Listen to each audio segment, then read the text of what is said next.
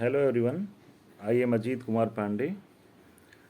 Today I am going to make a video on the subject Indian polity. As all of us are knowing that Lakshmikant book is the most famous book for Indian polity. So we are going to cover the Lakshmikant book chapter by chapter. Today I am going to discuss chapter 1. So we will read the book in English and then I will describe it in Hindi as well. तो लक्ष्मीकांत की book English edition वाली book को English में हम लोग read करेंगे और उसको मैं हिंदी में एक्सप्लेन करूँगा। तो चलिए आगे बढ़ते हैं। पहले चैप्टर का नाम है हिस्टोरिकल बैकग्राउंड। मतलब हिस्टोरिकल बैकग्राउंड हमारे इंडियन पॉलिटी में जो भी हमारा कॉन्स्टिट्यूशन बना उसका बैकग्राउंड क्या है और उसका भारतीय संविधान की जो अवधारणा आई वो ब्रिटिश राम साम्राज्य के किन किन रूल्स रेगुलेशन और एक्ट से प्रभावित होकर ये हमारा संविधान बना। तो पहला चैप्टर का नाम है हिस्टोरिकल बैकग्राउंड। हम लोग हिस्टोरिकल बैकग्राउंड पढ़ने जा रहे हैं। The British came to India in 1600 as traders in the form of East India Company which had the exclusive right of trading in India under a charter granted by Queen Elizabeth I.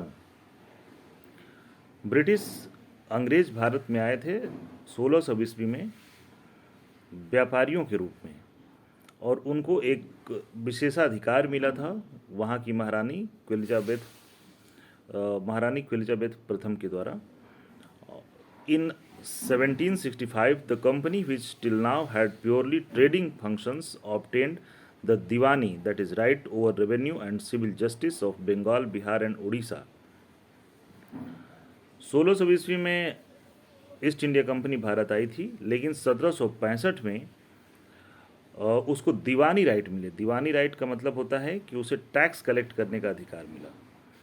1765 से पहले east India company दो महत्वपूर्ण युद्ध जीत चुकी थी, बक्सर का युद्ध और प्लासी का युद्ध। प्लासी की लड़ाई जैसा कि आपको मालूम है 1757 में हुई थी। उसके बाद बक्सर का युद्ध हुआ था। बक्सर का युद्ध 1764 में हुआ था। बक्सर के युद्ध में कंपनी की जीत के बाद इलाहाबाद की संधि हुई थी 1765 में और इलाहाबाद की संधि में ही ईस्ट इंडिया कंपनी को दीवानी अधिकार प्राप्त हुए थे। दीवानी अधिकार मतलब कंपनी को टैक्स कलेक्ट करने का अधिकार दिया गया। कहाँ कहाँ? 3 राज्यों में, बंगाल, बिहार और उड़ीसा में। This started its career as a territorial power in 1858 in the wake of the sipahi mutiny. The British crown assumed direct responsibility for the governance of India. This rule continued until India was granted independence on August 15, 1947. तो दीवानी right मिलने के बाद company एक क्षेत्रीय power बन गई, territorial power बन गई। उसके पास एक शक्ति आ गई राज्य के शासन में दखल देने की। और 1858 में जब सिपाही म्यूटिनी के बाद, जैसे कि आपको मालूम है 1857 में सिपाही विद्रोह हुआ था, जिसे प्रथम स्वतंत्रता संग्राम भी कहते हैं इंडियन हिस्टोरियन के द्वारा। तो 1857 के विद्रोह के बाद 1858 में ब्रिटिश क्राउन था जो कि इंग्लैंड का शासन था, उसने सीधे भारत का कंट्रोल अपने हाथों में ले लिया। यानी कि ईस्ट इंडिया कंपनी के ऊपर ब्रिटिश क्राउन का सुपरविजन हो गया। This rule continued until India was granted independence on August 15, 1947। तो ब्रिटिश क्राउन का जो कंट्रोल था भारत के ऊपर वो 1858 से लेकर जब तक भारत आज़ाद नहीं हो गया, यानी कि 15 अगस्त 1947 तक रहा। While independence came the need of constitution. Bharat को आज़ादी मिलने के बाद ही भारत को एक संविधान की ज़रूरत पड़ी। As suggested by M N. Roy, a pioneer of communist movement in India, in 1934 a constituent assembly was formed for this purpose in 1946 and on January 26, 1950 the constitution came into being. तो जैसा कि कोई देश आज़ाद होता है तो उस देश को चलाने के लिए एक कानून, एक संविधान की ज़रूरत होती है। तो भारत को भी स्वतंत्रता प्राप्ति पर एक संविधान की जरूरत पड़ी। एम एन रॉय के द्वारा सजेस्ट किया गया a pioneer of communist movement in India. M N Roy जो कि कम्युनिस्ट मूवमेंट के पायोनियर थे, उन्होंने 1934 में सजेस्ट किया कि अ constituent assembly was formed in this purpose, और उनके सजेशन से कॉन्स्टिट्यूएंट असेंबली बनाया गया, एक संविधान सभा बनाई गई इस पर्पस के लिए 1946 में, और 26 जनवरी 1950 को हमारा संविधान लागू हुआ। However, various features of the Indian Constitution and polity have their roots in the British rule. हम लोगों ने अपना संविधान तो बनाया और उस संविधान को लागू किया गया 26 जनवरी 1950 को, लेकिन हमारे संविधान के बहुत सारे प्रमुख भाग ब्रिटिश रूल से इंस्पायर्ड हैं, ब्रिटिश रूल से प्रेरित हैं, क्योंकि अंग्रेज हमारे यहाँ शासन करते थे, तो उनकी शासन पद्धति से बहुत सारी चीज़ों को हमने अपने संविधान में भी लिया है। There are certain events in the British rule that laid down the legal framework for the organization and functioning of government and administration in British India. बहुत सारी महत्वपूर्ण घटनाएं हैं ब्रिटिश साम्राज्य की, जिसके ऊपर हमारे संविधान का जो फ्रेमवर्क है, हमारे संविधान की जो संरचना है और उसकी कार्यपद्धति है, वो ब्रिटिश रूल की बहुत सारी कार्यपद्धतियों पर ही निर्भर है, यह बहुत ज़्यादा उससे प्रभावित है। These events have greatly influenced our constitution and polity.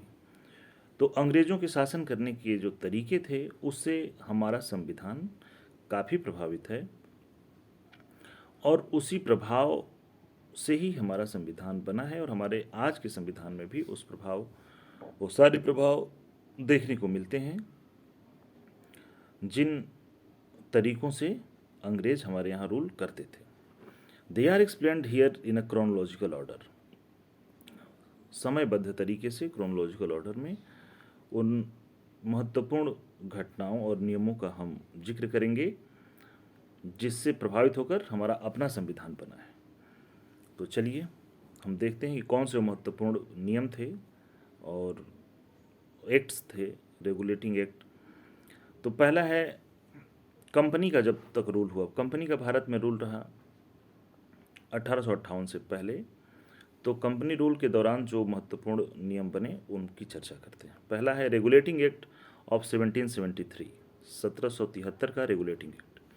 This act is of great constitutional importance as it was the first step taken by the British government to control and regulate the affairs of the East India Company in India. Regulating act 1773 का बहुत महत्वपूर्ण योगदान है हमारे भारतीय संविधान के निर्माण में भी, क्योंकि यहाँ से हमने बहुत सारे फीचर्स को ग्रहण किया है। तो British government, it was the first step taken by the British government to control and regulate the affairs of East India Company. Regulating act के माध्यम से जो अंग्रेजी शासन था इंग्लैंड का, उसने कोशिश किया था कि भारतीय ईस्ट इंडिया कंपनी के ऊपर कंट्रोल किया जाए और इसके अफेयर्स को रेगुलेट किया जाए। इसके मतलब इसकी कार्य प्रणाली को एक नियम कानून के दायरे में बांधा जाए। It recognized for the first time the political and administrative functions of the company. और ब्रिटेन की हुकूमत ने ये महसूस किया पहली बार कि ईस्ट इंडिया कंपनी न सिर्फ ट्रेड में इन्वॉल्व है, बल्कि वो एक राजनीतिक और प्रशासनिक रूप से भी काम कर रही है भारत के अंदर। It laid the foundation of central administration in India. तो केंद्रीय शासन कैसा होना चाहिए, इसकी रूपरेखा बताता है ये एक्ट, रेगुलेटिंग एक्ट ऑफ 1773, 1773 का रेगुलेटिंग एक्ट। इसके फीचर्स क्या हैं? Features of the act, it designated the governor of Bengal as the governor general of Bengal. जो बंगाल का गवर्नर था, रेगुलेटिंग एक्ट 1773 के द्वारा उसे गवर्नर जनरल बनाया गया, गवर्नर जनरल ऑफ बंगाल बनाया गया। And created an executive council of 4 members to assist him. The first such Governor General was Lord Warren Hastings. तो रेगुलेटिंग एक्ट 1773 के द्वारा जो इसके फीचर्स हैं, महत्वपूर्ण बिंदु हैं, वो क्या हैं कि बंगाल के गवर्नर को गवर्नर जनरल ऑफ बंगाल बनाया गया और उसे 4 मेंबर्स दिए गए, उसको 4 और मेंबर्स दिए गए जो कि उसकी सहायता करेंगे। इस तरह से पहला governor general of Bengal Lord Warren Hastings को बनाया गया। तो क्वेश्चन है कि पहला गवर्नर जनरल ऑफ बंगाल कौन था? तो लॉर्ड वॉरेन हेस्टिंग्स था। It made the governors of Bombay and Madras presidencies subordinate to the governor general of Bengal.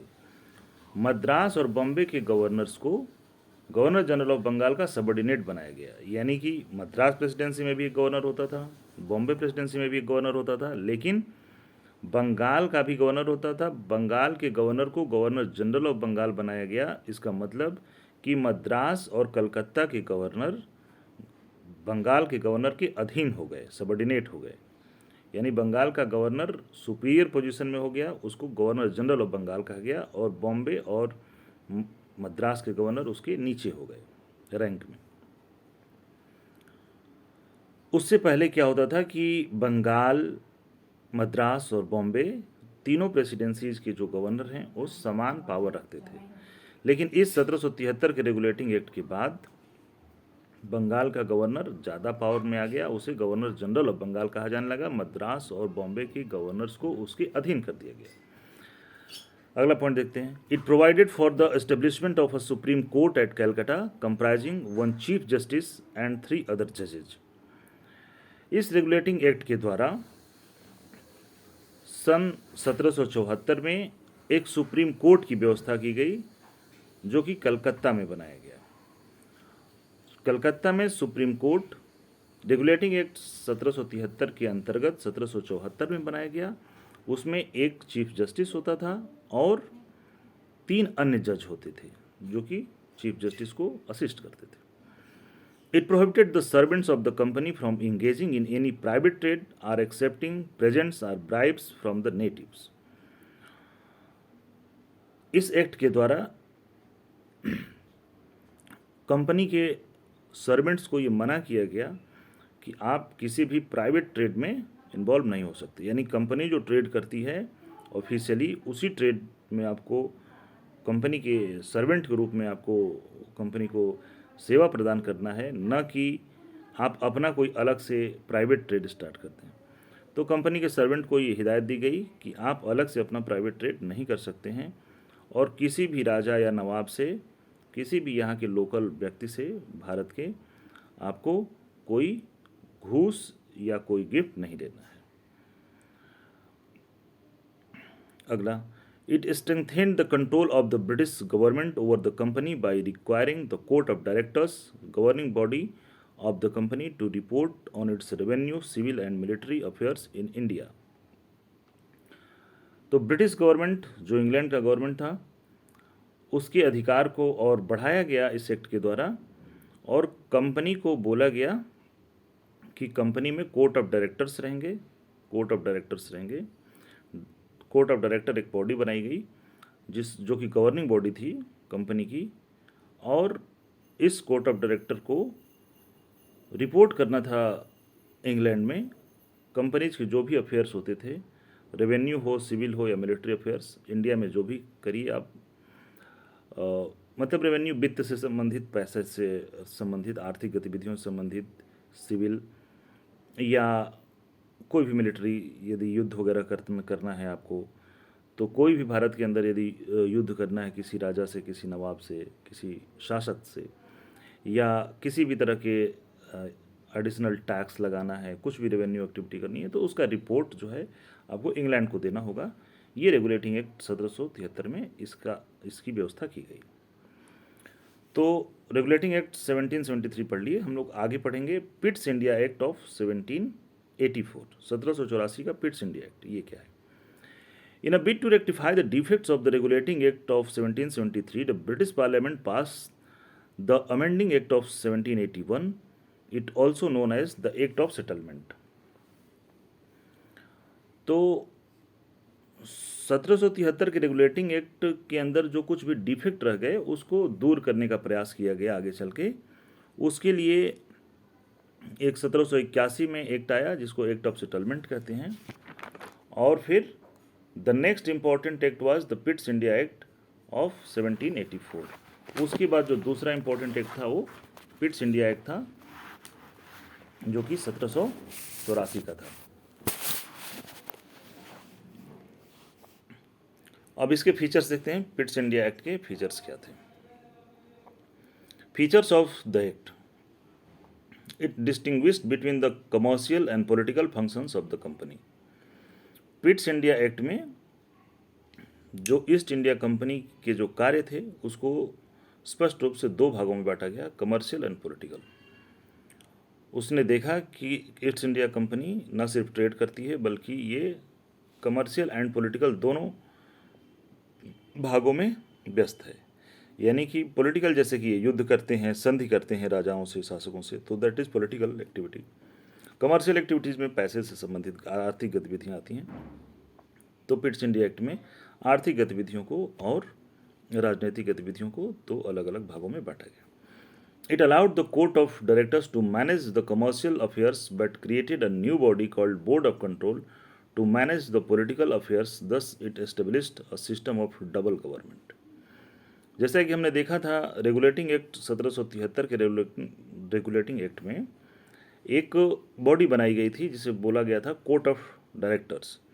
Court of directors यहाँ पर भी थे, पिट्स इंडिया एक्ट में उनको कंटिन्यू किया गया, लेकिन उन्हें कहा गया कि आप सिर्फ कमर्शियल एक्टिविटीज़ को देखिए, आप सिर्फ आर्थिक गतिविधियों को देखिए, और ये जो राजनीतिक गतिविधियाँ हैं, यानी कि कोई युद्ध वगैरह करना है या कोई संधि करनी है किसी राजा से, किसी लोकल नवाब से, राजा से, तो उसको कंट्रोल करने के लिए एक बोर्ड ऑफ कंट्रोल रहेगा। तो कोर्ट ऑफ डायरेक्टर्स के साथ साथ एक नई बॉडी आ गई पिट्स इंडिया एक्ट में, उसको क्या कहते हैं, board of control, to manage the political affairs. Board of control political affairs को मैनेज करेगा, यानी कि युद्ध, संधि, जो भी राजनीतिक गतिविधियां हैं उसको ये बोर्ड ऑफ कंट्रोल कंट्रोल करेगा।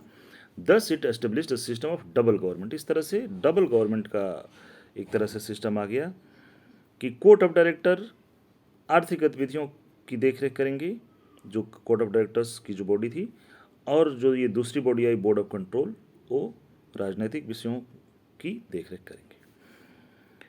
अगला पॉइंट है, it empowered the board of control to supervise and direct all operations of the civil and military government और revenue of the British positions in India. तो बोर्ड ऑफ कंट्रोल को ज़्यादा power दिया गया, ये हर एक तरह के सिविल, मिलिट्री या रेवेन्यू का भी यदि एक्टिविटी है तो उस सब के ऊपर ये सुपरवाइज करेगी। बोर्ड ऑफ कंट्रोल यानी यहाँ पे मोस्ट पावरफुल सुपरवाइजिंग बॉडी हो गई। जो भी ब्रिटिश पोजीशन था इन इंडिया में, इंडिया के अंदर ब्रिटिश का जहाँ जहाँ पर भी क्षेत्राधिकार था वहाँ पे बोर्ड ऑफ कंट्रोल अब एक सुप्रीम पावर के रूप में यहाँ काम करने लगी। Thus, the act was significant for two reasons. First, the company's territories in India were for the first time called the British possessions in India, and second, the British government was given the supreme control over company's affairs and its administration in India. तो Pitt's India act दो मायनों में ज़्यादा important हो गया। पहला कि India के अंदर जो भी क्षेत्र थे ईस्ट इंडिया कंपनी के अधिकार में, उसे ब्रिटिश पोजेशंस इन इंडिया कहा गया है। मैंने उसे कहा गया है कि ये भारत के अंदर ब्रिटिश पोजेशन है, यानी अंग्रेज़ों का की प्रॉपर्टी है, ब्रिटिश पोजेशन ऑफ इंडिया। एक शब्द बोला गया है, ब्रिटिश पोजेशन ऑफ इंडिया। जहाँ जहाँ पर भी ईस्ट इंडिया कंपनी का अधिकार था उस सारे क्षेत्र को कहा गया British possession of India, British possession in India. और दूसरा, ब्रिटेन का डायरेक्ट कंट्रोल हो गया, किसके माध्यम से, अभी हम लोगों ने डिस्कस किया था बोर्ड ऑफ कंट्रोल के बारे में। तो बोर्ड ऑफ कंट्रोल के माध्यम से जो इंग्लैंड की सरकार थी वो डायरेक्ट कंट्रोल करने लगी ईस्ट इंडिया कंपनी। तो ये दो चीज़ें इंपॉर्टेंट हुई पिट्स इंडिया एक्ट में। पिट्स इंडिया एक्ट 1784 1784 का पिट्स इंडिया एक्ट में दो चीज़ें महत्वपूर्ण हुई। पहला कि भारत के अंदर जो भी क्षेत्र थे अंग्रेजी हुकूमत के अधीन, ईस्ट इंडिया कंपनी की हुकूमत के अधीन, उसे ब्रिटिश पोजेशन इन इंडिया एक पहला शब्द कहा गया। और दूसरा, उन्होंने बोर्ड ऑफ कंट्रोल बैठा दिया था इंग्लैंड के लोगों ने यहाँ पे ईस्ट इंडिया कंपनी के ऊपर। तो अंग्रेजी हुकूमत की, यानी कि अंग्रेज सरकार की, इंग्लैंड के सरकार का डायरेक्ट कंट्रोल हो गया ईस्ट इंडिया कंपनी के ऊपर, किसके माध्यम से, बोर्ड ऑफ कंट्रोल के माध्यम से। अब अगला एक्ट पढ़ेंगे हम लोग, चार्टर एक्ट ऑफ 1833, 1833 का charter act. This act was the final step towards centralisation in British India. 1833 के चार्टर एक्ट के द्वारा सेंट्रलाइजेशन किया गया in British India, final step towards centralisation in British India, British India का केंद्रीकरण किया गया। इसके फीचर्स क्या हैं? It made the governor general of Bengal as the governor general of India and vested in him all civil and military powers. Thus, the act created for the first time a government of India having authority over the entire territorial area possessed by the British in India. Lord William Bentinck was the first Governor General of India. अब देखिए, जैसे कि regulating act में हम लोगों ने देखा था कि गवर्नर जनरल ऑफ बंगाल को, गवर्नर जनरल को, जो बंगाल का गवर्नर जनरल था उसे गवर्नर जनरल ऑफ बंगाल कहा गया, और मद्रास और बॉम्बे के गवर्नर्स को उसका सबऑर्डिनेट बनाया गया। लेकिन जो शब्द कहा गया था वहाँ पे गवर्नर जनरल ऑफ बंगाल कहा गया था। गवर्नर ऑफ बंगाल को गवर्नर जनरल ऑफ बंगाल कर दिया गया था। तो पहला गवर्नर जनरल ऑफ बंगाल जो था वो कौन था? Lord Warren Hastings. ये रेगुलेटिंग एक्ट में हम लोगों ने देखा था, रेगुलेटिंग एक्ट 1773 का। अब हम लोग बात कर रहे हैं चार्टर एक्ट 1833 की, 1833 के चार्टर एक्ट की बात कर रहे हैं। तो 1833 के चार्टर एक्ट में गवर्नर जनरल ऑफ बंगाल को और पावरफुल बनाकर उसे गवर्नर जनरल ऑफ इंडिया कर दिया गया। गवर्नर जनरल ऑफ बंगाल पहले से ही रेगुलेटिंग एक्ट 1773 में मोर पावरफुल बनाया गया था गवर्नर ऑफ बंगाल को। गवर्नर ऑफ बंगाल को गवर्नर जनरल ऑफ बंगाल कर दिया गया था रेगुलेटिंग एक्ट 1773 में। लेकिन चार्टर एक्ट 1833 में गवर्नर जनरल ऑफ बंगाल को गवर्नर जनरल ऑफ इंडिया कर दिया गया, यानी कि ये इंडिया में अंग्रेज़ों की तरफ से सबसे बड़ी सत्ता हो गई। तो उसके अंदर और भी पावर दे दिया गया उसको, तो गवर्नर जनरल ऑफ इंडिया कहा जाएगा। तो जाहिर सी बात है, पहले गवर्नर जनरल ऑफ बंगाल कहा जाता था 1773 के रेगुलेटिंग एक्ट में। अब चार्टर एक्ट 1833 के अंतर्गत उसे गवर्नर जनरल ऑफ इंडिया कहा जा रहा है, तो उसे ज़्यादा पावरफुल बनाया गया है। तो ज़्यादा पावरफुल बनाया गया है, उसके सिविल और मिलिट्री पावर्स दिए गए हैं और ज़्यादा। And the act created for the first time a government of India having authority over the entire territorial area possessed by the British in India. तो जितना भी ब्रिटिश टेरिटरी था इंडिया के अंदर, चाहे वो बंगाल प्रेसिडेंसी में हो, मद्रास प्रेसिडेंसी में, बॉम्बे प्रेसिडेंसी में, या कहीं पर भी, जो ब्रिटिश ने यदि ईस्ट इंडिया कंपनी ने यदि युद्ध में जीत हासिल करके कोई क्षेत्र अपने अधीन किया है, तो सारे क्षेत्रों पर इस गवर्नर जनरल ऑफ इंडिया की हुकूमत रहेगी। तो ये कब आया? हम लोग का चार्टर एक्ट 1833 में ये प्रावधान किया गया। इस तरह से जो प्रथम गवर्नर जनरल ऑफ इंडिया थे वो कौन थे? William Bentinck.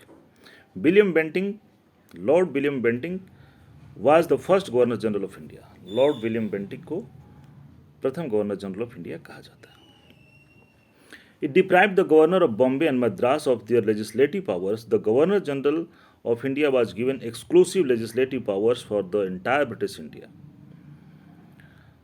तो जैसा कि हम लोग बात कर रहे थे कि बॉम्बे और मद्रास के जो गवर्नर्स थे उनकी शक्तियों को थोड़ा कम कर दिया गया, उनके लेजिस्लेटिव पावर को ख़त्म कर दिया गया। एक तरह से बॉम्बे और मद्रास के गवर्नर्स की लेजिस्लेटिव पावर को ख़त्म करके वो सारे पावर को गवर्नर जनरल ऑफ इंडिया को दे दिया गया।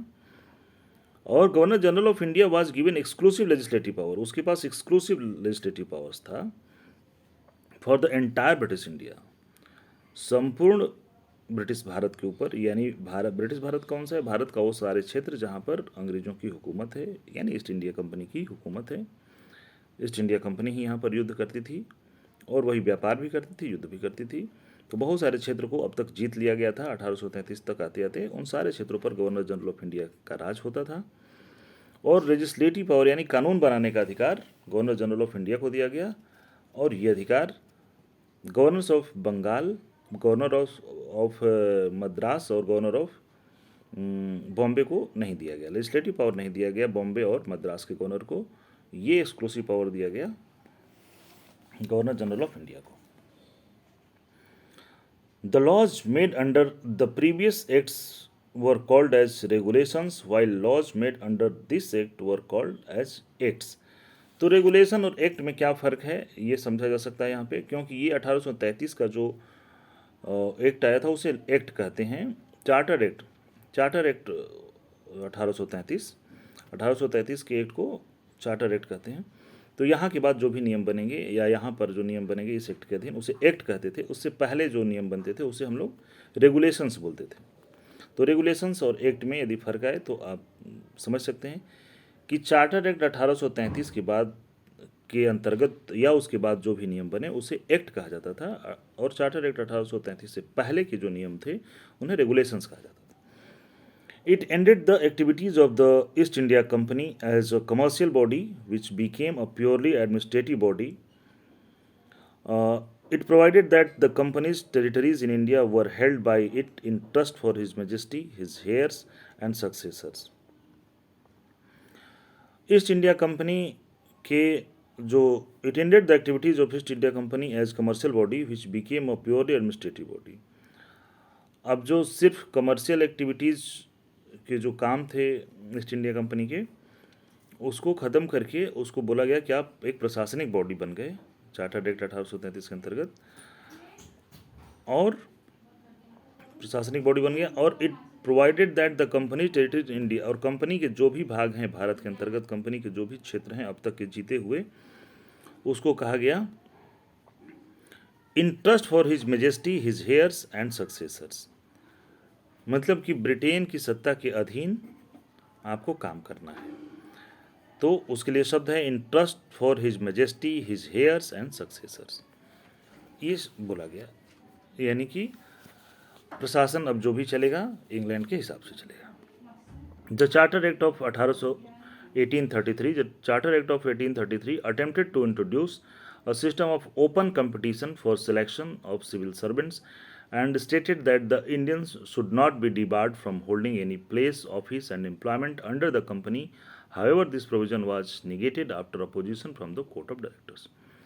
अच्छा, यहाँ पे एक महत्वपूर्ण बिंदु है, आप देखिए कि चार्टर एक्ट 1833 में ही ये प्रयास किया गया था कि भारतीयों को भी सिविल सर्विस में एंट्री दी जाए। मतलब ये एंट्री दी नहीं गई थी, ये प्रयास किया गया था, ये एक प्रावधान रखा गया था। लेकिन वहाँ पे और ये कहा गया था कि इंडियंस को किसी भी ऑफिस, प्लेस या एम्प्लॉयमेंट से डिबार न किया जाए। लेकिन इसका विरोध हुआ। विरोध किसने किया?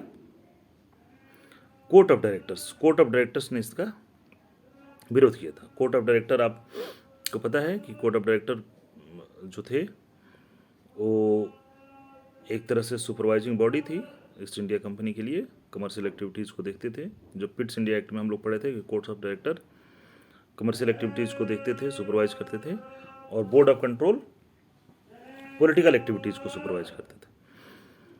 तो यहाँ पे कोर्ट ऑफ डायरेक्टर्स ने इसका विरोध किया कि नहीं, सिविल सर्विसेज में अभी भारतीयों को अधिकार न दिया जाए। तो उस प्रावधान को हटा लिया गया। हालांकि ये प्रयास किया गया था, तो प्रयास के आधार पर आप याद रख सकते हैं कि पहली बार जो प्रयास किया गया था कि भारतीयों को भी सिविल सर्विस में मौका दिया जाए, तो वो 1833 के चार्टर एक्ट में, चार्टर एक्ट ऑफ 1833। लेकिन उसको माना नहीं गया। क्यों? क्योंकि विरोध हुआ कहाँ से? कोर्ट ऑफ डायरेक्टर्स के द्वारा। अब अगला पढ़ते हैं, चार्टर एक्ट ऑफ 1853, 1853 का charter act. This was the last of the series of charter acts passed by the British parliament between 1793 and 1853. It was a significant constitutional landmark. तो 1793 से लेके 1853 के बीच, 1793 से लेके 1853 के बीच जो बहुत सारे एक्ट्स बने थे, चार्टर एक्ट्स पास हुए थे, उसमें से ये सबसे इम्पोर्टेंट है, ये लास्ट है और बहुत इम्पोर्टेंट है, चार्टर एक्ट ऑफ 1853। मतलब चार्टर एक्ट में ये लास्ट है। इसके बाद भी और सारे नियम बनेंगे, लेकिन चार्टर एक्ट जिसको बोलते हैं, जो कि 1793 से चार्टर एक्ट बनना स्टार्ट हुए थे, तो ये आखिरी चार्टर एक्ट कब बना? 1853 में, 1853 में। ये इम्पोर्टेंट है। इसके फीचर्स देखते हैं। It separated for the first time the legislative and executive functions of the governor generals council. Governor general की जो काउंसिल थी उसके लेजिस्लेटिव और एग्जीक्यूटिव फंक्शंस को अलग अलग किया गया। लेजिस्लेटिव फंक्शंस क्या होते हैं? नियम बनाने के जो अधिकार। लेजिस्लेटिव बॉडी जो होती है वो नियम बनाती है, नियम और कानून बनाती है। एग्जीक्यूटिव फंक्शंस, एग्जीक्यूटिव क्या होते हैं? जो नियमों को लागू करते हैं। तो प्रशासन में नियम बनाने वाले और उनको लागू करने वाले दो भागों का बंटवारा हुआ इसमें 1853 के चार्टर एक्ट में। It provided for addition of 6 new members called legislative councillors to the council. इसमें 6 और न्यू मेंबर्स को, जिनको लेजिस्लेटिव काउंसलर कहा जाता था, उनकी एंट्री हुई 6 न्यू मेंबर्स की। In other words, it established a separate Governor General's Legislative Council which came to be known as Indian Legislative Council. This legislative wing of the council functioned as a mini parliament adopting the same procedures as the British Parliament. Thus, legislation for the first time was treated as a special function of the government requiring a special machinery and a special process. तो legislation यानी नियम बनाने वाली जो इकाई थी उसको एक तरह से 6 मेंबर और दे दिया गया और उसको अलग कर दिया गया। तो इस महसूस किया गया पहली बार कि नियम बनाने वाली यानी लेजिस्लेटिव बॉडी जो है एक अलग होनी चाहिए, एग्जीक्यूटिव से अलग होनी चाहिए। तो जैसा कि ब्रिटेन में भी होता था उस समय कि लेजिस्लेटिव बॉडी अलग होती थी, तो उसी के तर्ज पे इंडिया में भी चार्टर एक्ट 1853 के द्वारा 6 मेंबर दिए गए और गवर्नर जनरल ऑफ इंडिया को लेजिस्लेशन के लिए और एक लेजिस्लेटिव बॉडी अलग बनाई गई। तो ये महसूस किया गया कि लेजिस्लेशन एक अलग फंक्शन है और उसके लिए एक अलग बॉडी होनी चाहिए और उसका मशीनरी, उसका एक तरीका एग्जीक्यूटिव से अलग है, तो उसको अलग रखा जाए। It introduced an open competition system of selection and recruitment of civil servants. The covenanted civil service was thus thrown open to the Indians also. Accordingly, the Macaulay Committee, the Committee on the Indian Civil Service, was appointed in 1854. तो जैसा कि प्रयास हुआ था 1833 के charter act में कि civil service में इंडियंस को लिया जाए, लेकिन नहीं लिया गया। वहाँ पे कोर्ट ऑफ डायरेक्टर्स ने अपोज किया था, लेकिन यहाँ पर 1853 में वो अधिकार मिल गए। एक ओपन कंपटीशन शुरू किया गया जिसमें कि सिविल सर्विसेज के लिए, सिविल सर्विसेज बहुत ही कोविनेटेड सर्विस मानी जाती थी, आज भी है। तो सिविल सर्विसेज में इंडियंस भी compete कर सकें, पार्टिसिपेट कर सकें इस कंपटीशन में, उसके लिए इसको ओपन बनाया गया कि इंडियंस भी अब आ सकते हैं। और उसके लिए एक जो स्पेशल कमेटी बनाई गई उसको मैकाले कमेटी कहते हैं, वो 1854 में बनाई गई, Macaulay committee. It extended the companies rule and allowed it to retain the possession of Indian territory on trust for the British Crown. But it did not specify any particular period. Unlike the previous charters, this was a clear indication that the company's rule could be terminated at any time the Parliament liked. Company rule को extend किया गया यहाँ पर भी और बोला गया कि भारत में जितने भी क्षेत्र आपने ग्रहण किए हैं, जितने भी क्षेत्र आपने जीते हैं, उस पर आप राज कर सकते हैं, लेकिन सब ब्रिटिश क्राउन के अधीन रहेगा। इसमें एक चीज़ जो इम्पोर्टेंट है, वो टाइमलाइन कंपनी को नहीं दिया गया कि कब तक आपका राज रहेगा। तो ये एक इंडिकेशन मिला कि हो सकता है कि कंपनी का राज अब ज़्यादा दिन तक न रहे और ब्रिटेन स्वयं भारत की सत्ता का बागडोर अपने हाथों में ले ले। तो ये इंडिकेशन इस एक्ट में मिला, चार्टर एक्ट ऑफ 1853, क्योंकि इसमें कंपनी को सिर्फ कहा गया कि आप आगे राज कर सकते हैं, लेकिन कब तक आप राज कर सकते हैं ये नहीं कहा गया। तो इसलिए ये समझा गया कि ब्रिटेन डायरेक्ट भारत का जो राज है वो अपने हाथ में ले सकता है। It introduced for the first time local representation in the Indian Central Legislative Council. Of the 6 new legislative members of the Governor General's Council, 4 members were appointed by the local provincial governments of Madras, Bombay, Bengal and Agra. तो legislative council की जहाँ तक हम लोग बात अभी किए थे कि 6 मेंबर्स लेजिस्लेटिव काउंसिल में रखे गए थे, तो 6 मेंबर्स में से 4 मेंबर्स को प्रोविंसेस से लिया गया था। किन प्रोविंसेस से? बंगाल, मद्रास, बॉम्बे और आगरा से। तो पहली बार एक तरह से लोकल रिप्रेजेंटेशन मिल रहा था कि भारत के जो लोकल लोग थे इंडिया के, उनको रिप्रेजेंटेशन लेजिस्लेशन में देने की कोशिश की गई थी यहाँ पर। अब आगे हम लोग पढ़ेंगे crown rule. Crown rule crown rule यानी कि ब्रिटेन की जो सत्ता है अब डायरेक्ट रूल करेगी इंडिया में, और ईस्ट इंडिया कंपनी के अधिकार को शासन करने के अधिकार को समाप्त कर दिया जाएगा। क्यों? क्योंकि इसका बैकग्राउंड है 1857 की जो महान क्रांति हुई थी, जो सिपाही विद्रोह हुआ था 1857 की, जिसे प्रथम भारतीय स्वतंत्रता संग्राम भी कहा जाता है, सिपाही म्यूटिनी ऑफ 1857। उसके बाद अंग्रेज़ों को ये समझ में आया कि ईस्ट इंडिया कंपनी से अब चीज़ें नहीं संभलेंगी और ब्रिटेन को डायरेक्ट रूल करना पड़ेगा। तो आगे के जो भी नियम और कानून आएंगे उनको हम लोग क्राउन रूल कहेंगे। क्राउन रूल यानी कि जो क्राउन है इंग्लैंड का जो क्राउन है वो डायरेक्ट रूल कर रहा है। तो क्राउन रूल ऑफ 1858-1947। अब 1858 से लेकर 1947 के बीच जो भी नियम और कानून आएंगे उसे क्राउन रूल कहेंगे। तो पहला देखते हैं, government of India act of 1858। 1858 का government of India act. This significant act was enacted in the wake of the revolt of 1857, also known as the First War of Independence or the Sepoy Mutiny. The act, known as the Act for the Good Governance of India, abolished the East India Company and transferred the powers of government, territories and revenues to the British Crown. तो जैसा कि हम लोग चर्चा कर चुके हैं, 1857 के सिपाही विद्रोह के बाद, जिसे कि फर्स्ट वॉर ऑफ इंडिपेंडेंस भी कहते हैं, ये महसूस किया गया कि रूल्स एंड रेगुलेशन कुछ और लाने पड़ेंगे और ईस्ट इंडिया कंपनी से जो शासन करने का अधिकार है वो ब्रिटेन खुद अपने हाथों में ले लिया। The act known as the act for the good governance of India, इस एक्ट को act of good governance of India भी कहा जाता है, और ईस्ट इंडिया कंपनी को अबोलिश कर दिया, abolish the East India Company and transferred the powers of government, territories and revenues to the British crown.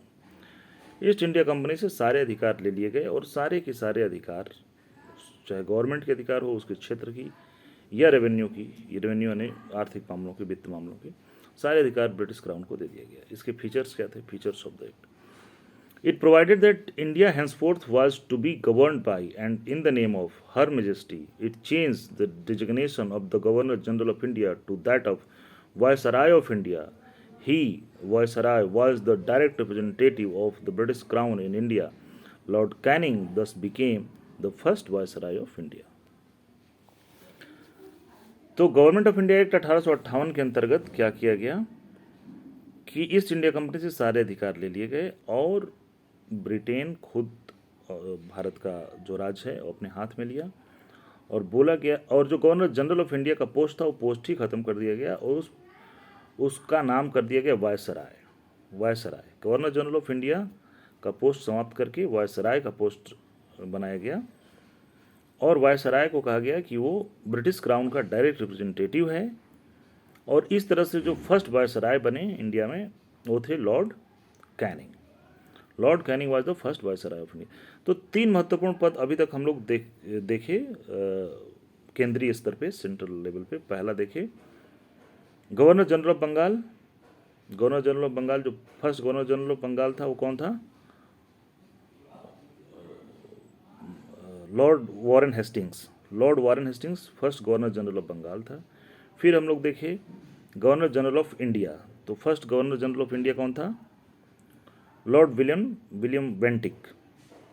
और अब हो गए वायसराय।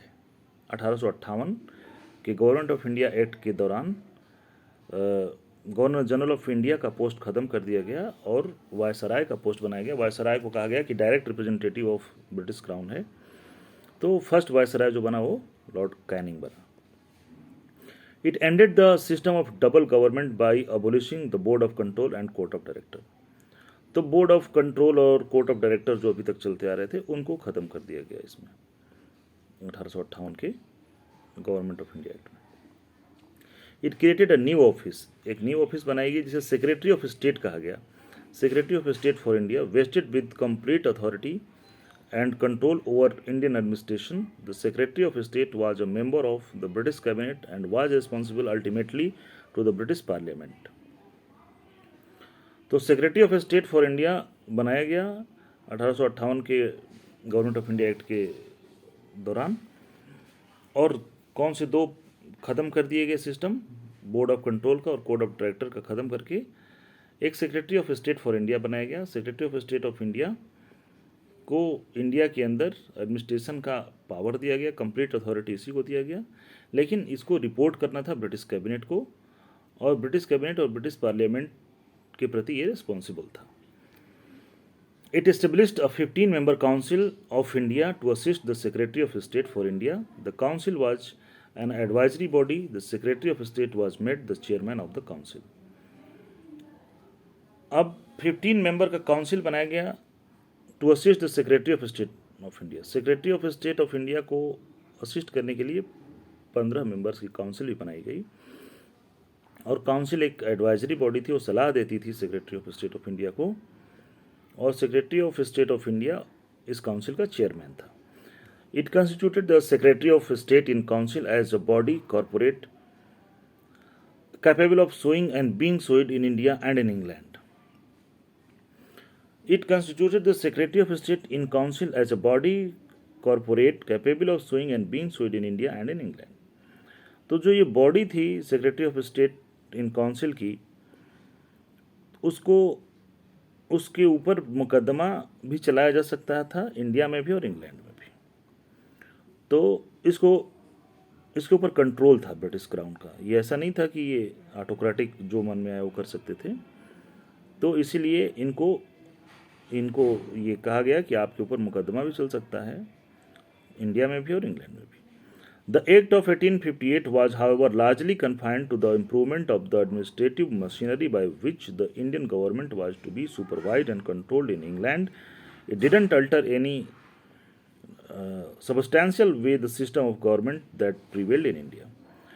तो the government of India act 1858 का जो एक्ट था, उसका जो मुख्य मकसद था, जो उसका मुख्य एक्ट का जो मुख्य बिंदु था, वो ये था कि ईस्ट इंडिया कंपनी की अथॉरिटी को समाप्त करके इंग्लैंड डायरेक्ट अपना कंट्रोल इस पर कर लिया, और सिस्टम जैसे चल रहा था लगभग वैसे ही चल रहा था, ज़्यादा चेंजेस नहीं किए गए। वही सेक्रेटरी ऑफ स्टेट का कॉन्सेप्ट लाया गया, लेकिन कंट्रोल पूरी तरह से ईस्ट इंडिया कंपनी से हट के इंग्लैंड के पास चला गया। भारत में शासन का जो कंट्रोल था। अब आगे कुछ इंडियन काउंसिल एक्ट्स हैं, जैसे Indian council acts of 1861, 1892 and 1909। उसको हम लोग पढ़ेंगे। After the great revolt of 1857 the British government felt the necessity of seeking the cooperation of the Indians in the administration of their country in pursuance of. आगे के act हम लोग अगले episode में करेंगे। Thank you.